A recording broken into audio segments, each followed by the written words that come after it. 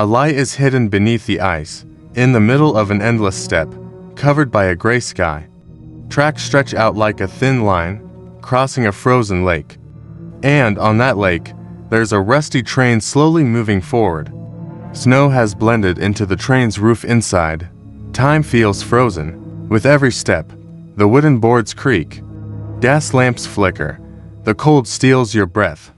There's no sound but the groan of iron wheels. At the end of the carriage, someone lies motionless.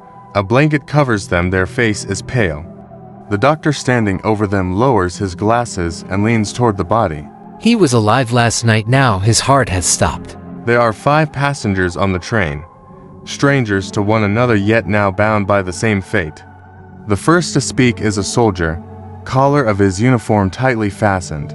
I was on duty in the map room. I didn't step outside during the storm. The woman sitting quietly in the corner, holding a prayer book, lifts her head. I was saying my prayers. I didn't go near anyone. Wearing an oil-stained work suit, someone stands with tired yet steady eyes. I was in the engine room. My hands are still covered in grease. A woman watching through the window sets down the pen in her hand. I was writing. I watched the outside through the window. And a child, no name, no words, just staring at the fogged-up window of the train. As if he knows everything but tells no one. Dr. Volkov approaches the body once more. The eyes are open, fingers curled. As if, in the final moment, he realized something. The train's windows are completely fogged up. Outside, it's minus 40 degrees, but one window has been wiped. A clear circle traced by a finger. Someone wanted to see outside. Volkov turns his face back from the window. His eyes sweep over the passengers. Who looked outside? Silence. Only the faint hum of the gas lamp, and the echo of the train on the tracks. But something is on Volkov's mind. What Orlov said just moments ago. I didn't step outside during the storm.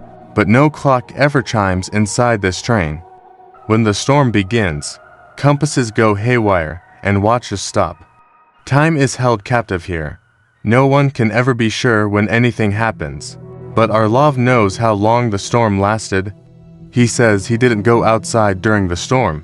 But then how does he know when it began? Volkov narrows his eyes. It's clear someone knows the time all too well. But there's no clock inside. Yet someone knows the hour. And that can only mean one thing. Someone is lying. And only the one who knew the time could have committed the murder. So, who do you think is guilty? Did you catch all the clues? Drop your answer in the comments. The next mystery begins in just 10 seconds. Don't miss it.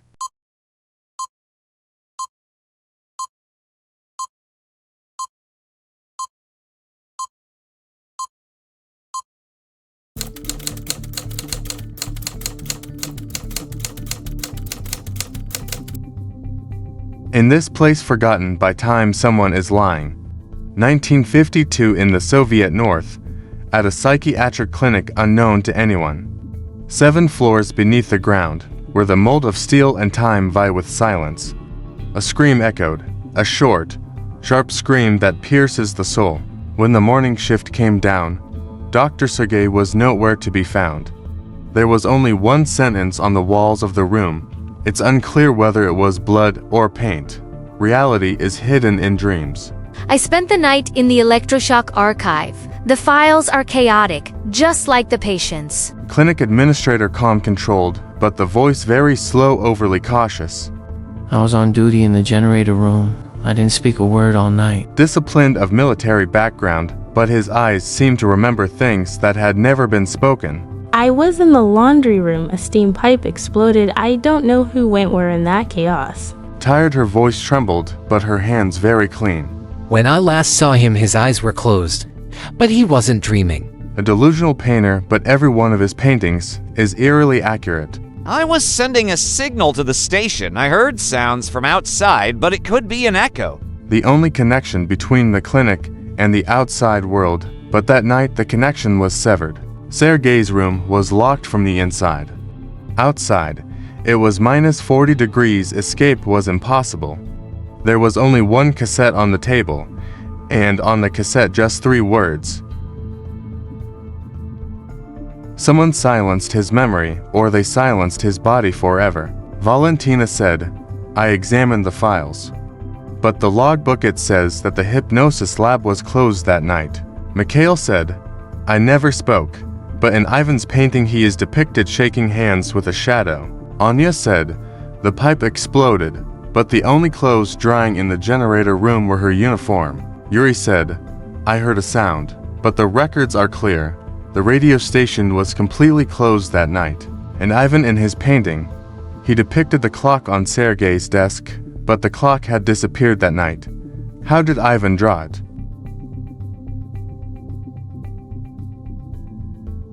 Someone planned everything to make them forget the truth they saw.